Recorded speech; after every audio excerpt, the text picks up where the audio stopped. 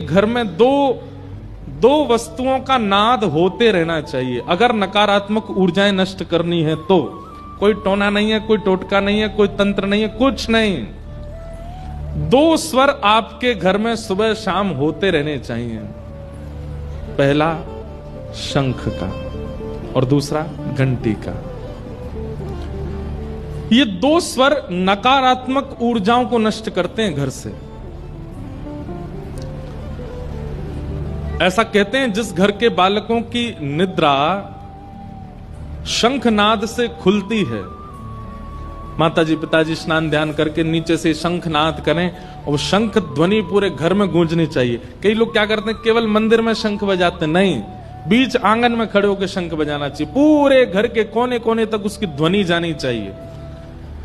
शंखनाद ब्रह्म मुहूर्त में सबसे अच्छा, मतलब सूर्य धीमे धीमे उदय हो रहा है और चंद्रमा अस्त हो रहे हैं, उस समय 3 बार शंखनाद हो। शंख छोटे वाले शंख नहीं, उनकी पैनी सी आवाज होती है, वो नहीं, बढ़िया शंख होने चाहिए जिसकी ध्वनि से पूरा गुंजायमान हो जाए घर।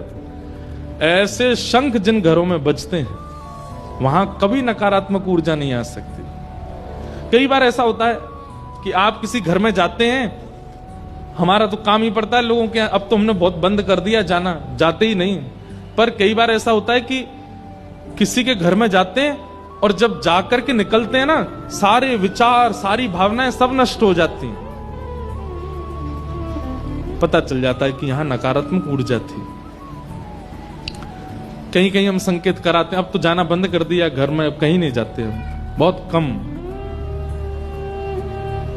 बोल देते हैं कि आप शंख बजाया करो घर में।